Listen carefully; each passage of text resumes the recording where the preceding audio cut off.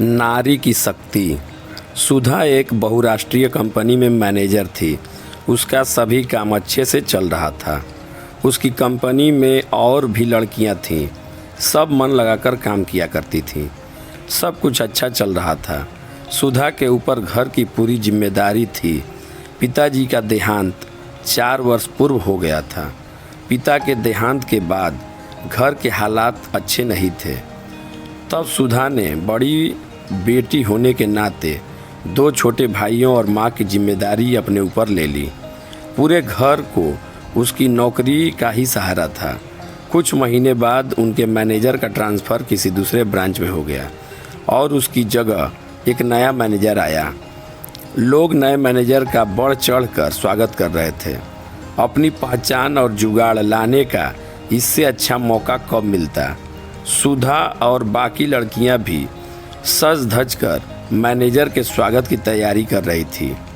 सुधा अपनी नीली साड़ी में बाला की खूबसूरत लग रही थी।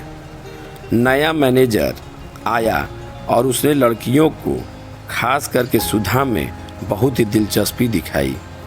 सुधा को ये नॉर्मल लगा। वो भी काफ़ी खुलकर अपने मैनेजर से बातें कर रही थी। कुछ समय तक तो सब कुछ ठीक चलता रहा। एक दिन मैनेजर ने सुधा को अपनी केबिन में बुलाया और उसके काम का मिनमेख निकालने लगा। सुधा को लगा शायद उससे कुछ गलती हो गई है। उसने वादा किया कि काम में पूरा ध्यान लगाएगी और शिकायत का मौका नहीं देगी। बात आ गई हो गई। दूसरे दिन बॉस ने फिर उसे केबिन में बुलाया और कहा, सुधा, जैसा कि तुम्हें पता है, यहाँ मुझे इस ब्रांच को प्रॉफिट में लाने के लिए भेजा गया है। इसके लिए सबको मिलकर मेहनत करनी होगी। इसलिए अब तुम्हारे टारगेट को बढ़ा दिया गया है। अब यह 90 करोड़ हो गया है। सुधा सुनकर अवाक रह गई। 30 करोड़ से सीधा 90, ये तो असंभव है। उसने मैनेजर से कहा, ये कैसे संभव है सर? इतना बड़ा टारगेट तो असंभव है। मैनेजर उसके पास सरक आया और उसके वक्षस्थल को निहारते हुए बोला, तुम चाहो तो टारगेट कम कर सकते हो। सुधा ने पूछा, कैसे सर? बस तुम्हें कुछ सेवा करनी होगी मेरी, मुझे खुश करना होगा। बेबी फिर सारे टारगेट पूरे समझो। उसने अपना हाथ सुधा की गर्दन पर फेरना चाहा, मगर सुधा गुस्से में तमतमाते हुए केबिन से बाहर चली गई। सुधा के कानों में ये शब्द पिघले शीशे की तरह महसूस हो रहे थे। अब ये आए दिन की बात हो गई। मैनेजर सुधा को रोज केबिन में बुलाकर उसके काम का मीन मेख निकालता। सबके सामने उसे ज़ोर ज़ोर से डांट देता। उसकी बेइज्जती का कोई मौका नहीं छोड़ता। सुधा ने ये सब कुछ दिनों तक बर्दाश्त करती रही, पर एक दिन तो हद हो गई। बॉस ने सुधा को केबिन में बुलाया और कहा, देखो सुधा, मैं जानता हूँ तुम पर कितनी जिम्मेदारियाँ हैं। अगर ऐसा ही चलता रहा तो तुम अपनी नौकरी से हाथ धो बैठोगी। मेरी जॉब, मेरी बात मान जाओ। तुम भी इंजॉय करो, अभी उम्र ही क्या है तुम्हारी। तुम मेरी बात मान जाओ, नहीं तो नौकरी समझो गई। सुधा केबिन से बाहर आकर वॉशरूम में चली गई और घंटों वहाँ रोती रही। शाम को घर आकर भी चुपचाप पड़ी रही। माँ ने पूछने की बहुत कोशिश की, मगर उसने कुछ नहीं बताया। घर की चिंता उसे खाए जा रही थी कि नौकरी नहीं रहने के सूरत में उसका और उसके घर वालों का क्या होगा। ये सोचकर उसे नींद भी नहीं आ रही थी। उसकी माँ को सुधा की चिंता हो रही थी। भाइयों को भी घर और दीदी के हालात बहुत अजीब लग रहे थे, मगर बेचारे कुछ पूछ नहीं पा रहे थे।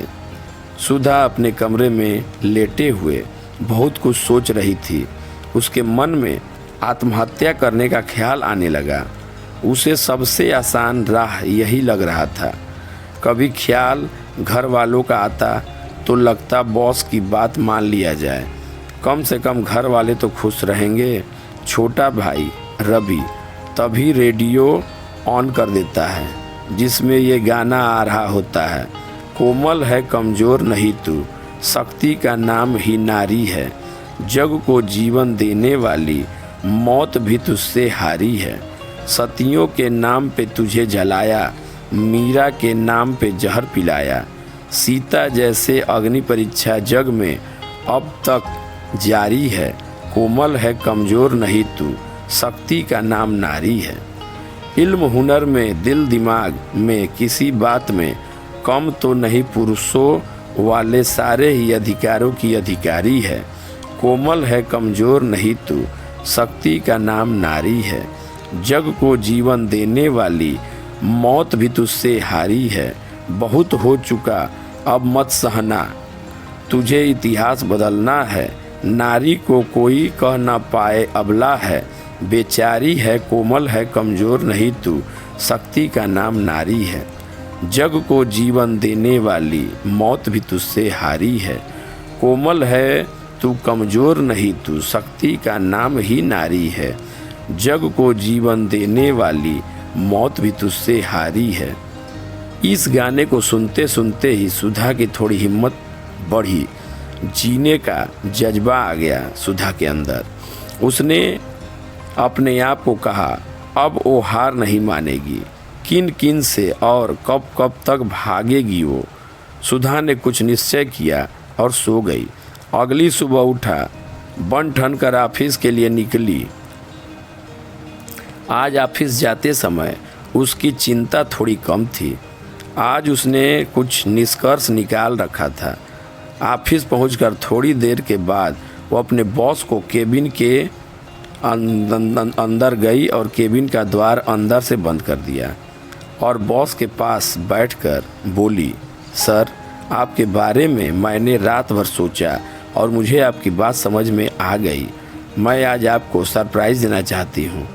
बॉस खुश हो गया और बोला, अच्छा किया जो मान गई, नहीं तो आज तक मैंने जिसे चाहा उसे पा कर ही रहा हूँ, चाहे उसके लिए मुझे कुछ भी करना पड़ा हो। अब बताओ तुम्हारा सरप्राइज़ क्या है? सुधा ने कहा, ऐसे नहीं, आप पहले अपनी आंखें बंद करें। बॉस रोमांटिक होकर अपनी आंखें बंद करके सुधा के बगल में बैठ गया। सुधा ने अपने पर्स से एक कपड़े का टुकड़ा निकाला और बॉस की आंखों पर पट्टी की तरह बांधने लगी। बॉस अपनी फंतासी में खोता जा रहा था। वो सुधा की अगली हरकत का बड़ी बेसब्री से इंतज़ार कर रहा था। सुधा उसकी चेहरे को सहलाते हुए उसके कपड़े उतारने लगी। पहले शर्ट फिर पैंट उतार दिया। बॉस ने कहा, अब बाहों में आ भी जाओ डार्लिंग, अब सब्र नहीं होता। सुधा ने कहा, सब्र का फल मीठा होता है, बस कुछ देर और रुको।